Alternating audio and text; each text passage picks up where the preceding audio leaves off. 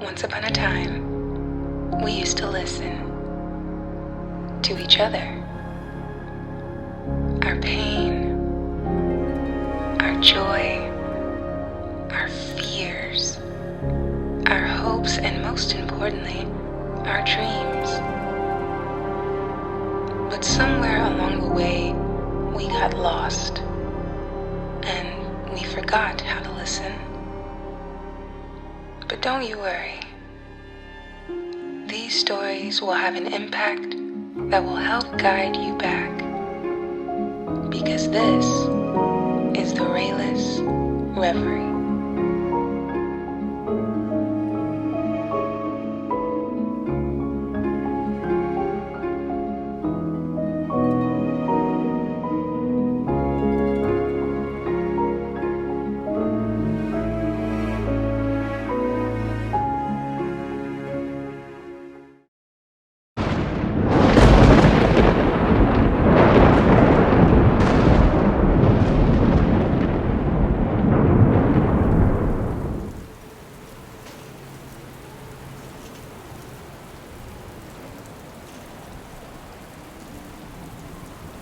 The north wind was blowing a hurricane, driving the sky big black heavy clouds from which the rain poured down on the earth with terrific violence.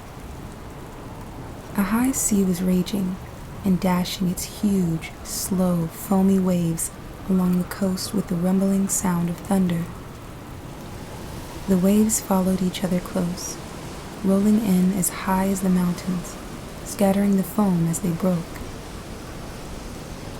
The storm engulfed itself in the little valley of Yport, whistling and moaning, tearing the shingles from the roofs, smashing the shutters, knocking down the chimneys, rushing through the narrow streets in such gusts that one could walk only by holding on to the walls, and children would have been lifted up like leaves and carried over the houses into the fields. The fishing smacks had been hauled high up on the land, because at high tide the sea would sweep the beach.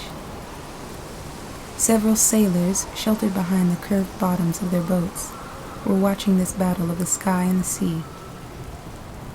Then, one by one, they went away, for night was falling on the storm, wrapping in the shadows the raging ocean and all the battling elements.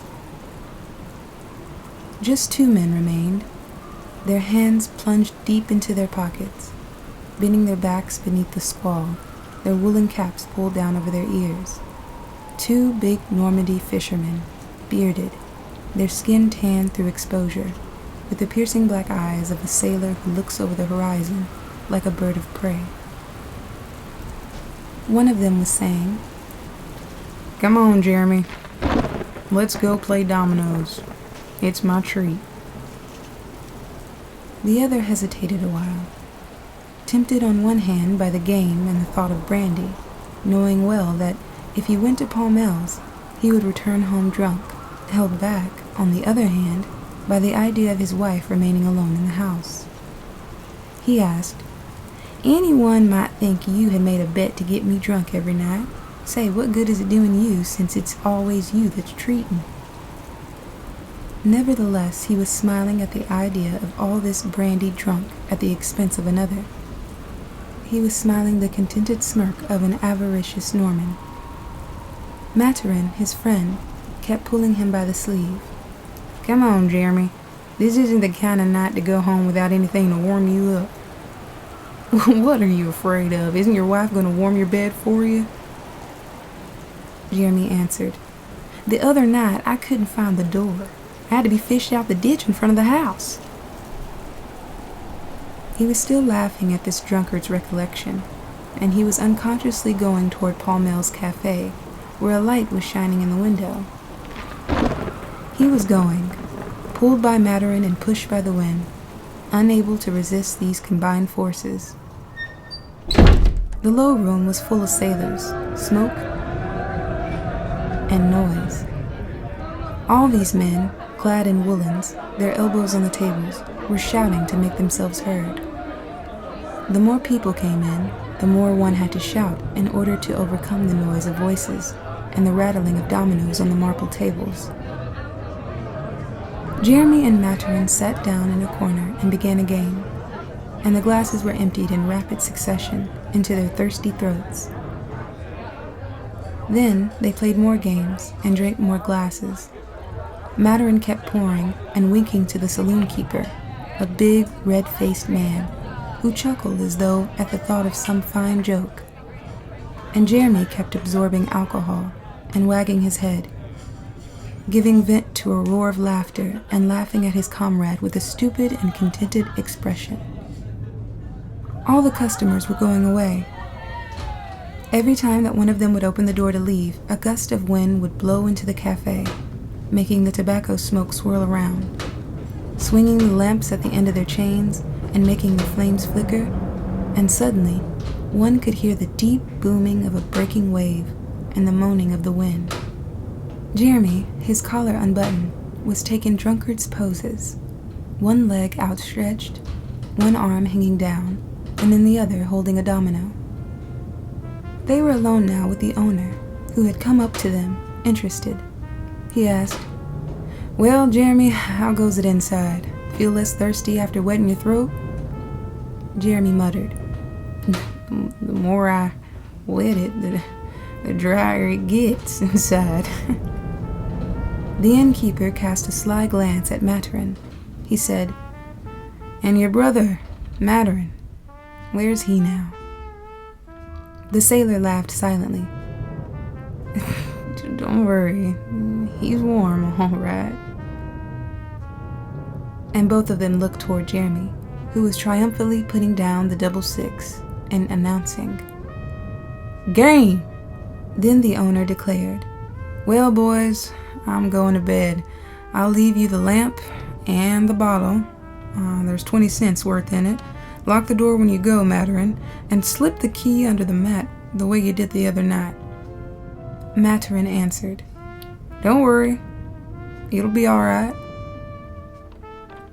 Paumel shook hands with his two customers and slowly went up the wooden stairs. For several minutes, his heavy step echoed through the little house. Then, a loud creaking announced that he had gotten to bed. The two men continued to play. From time to time, a more violent gust of wind would shake the whole house, and the two drinkers would look up, as though someone were about to enter. Then, Maturin would take the bottle and fill Jeremy's glass. But suddenly the clock over the bar struck 12.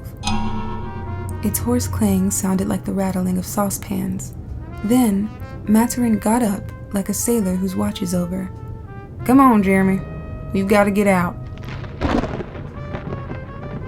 The other man rose to his feet with difficulty, got his balance by leaning on the table, reached the door and opened it while his companion was putting out the light. As soon as they were in the street, Maturin locked the door, and then he said, "Well, so long. See you tomorrow night." And he disappeared in the darkness. Jeremy took a few steps, staggered, stretched out his hands, met a wall which supported him, and began to stumble along. From time to time, a gust of wind would sweep through the street, pushing him forward, making him run for a few steps. Then, when the wind would die down, he would stop short, having lost his impetus, and once more he would begin to stagger on his unsteady drunkard's legs. He went instinctively toward his home, just as birds go to their nests. Finally, he recognized his door and began to feel about for the keyhole and tried to put the key in it. Not finding the hole, he began to swear. Then he began to beat on the door with his fists, calling for his wife to come and help him. "Melina! Oh, Melina! Melina!" As he leaned against the door for support, it gave way and opened, and Jeremy, losing his prop, fell inside, rolling on his face into the middle of his room. And he felt something heavy pass over him and escape in the night. He was no longer moving. Dazed by fright, bewildered, fearing the devil, ghost, all the mysterious beings of darkness, and he waited a long time without daring to move. But when he found out that nothing else was moving, a little reason returned to him.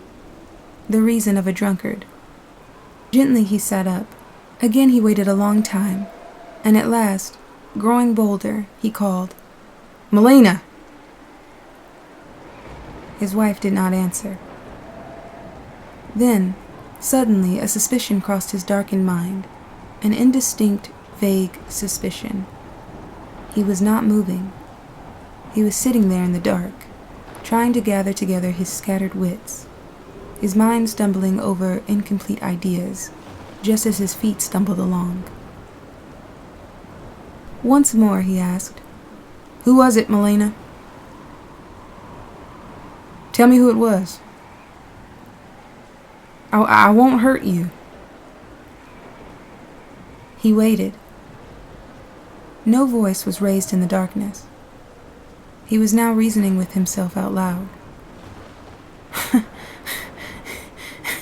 I'm drunk, all right. I'm drunk. And he filled me up, the dog. He did it to stop my going home. I'm drunk. And he would continue. "Tell me who it was, Melina, or something happened to you." After having waited again, he went on with the slow and obstinate logic of a drunkard. He's been keeping me at that Loafer Paul Mills place every night so as to stop my going home. It's some trick. Oh, you damned carrion. Slowly he got on his knees.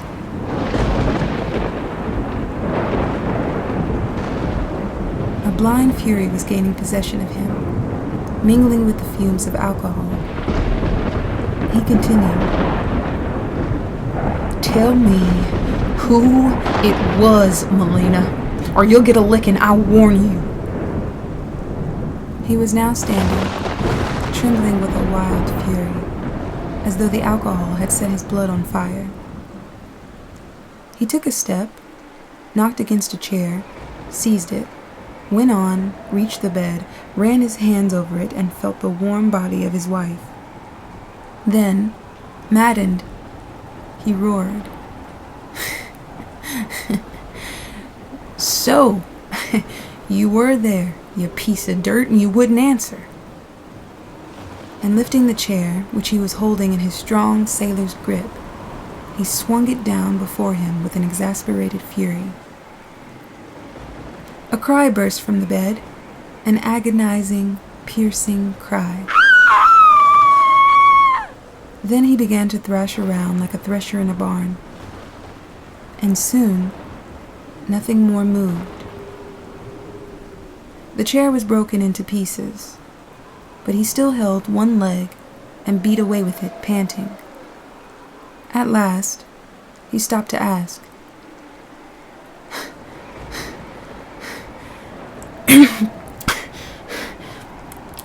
"Well, are you gonna tell me who it was?" Melina did not answer. Then, tired out, stupefied from his exertion, he stretched himself out on the ground and slept.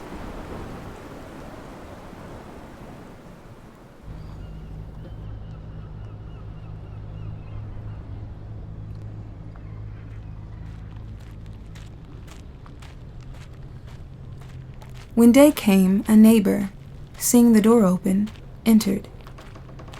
He saw Jeremy snoring on the floor, amid the broken pieces of a chair, and on the bed, a pulp of flesh and blood.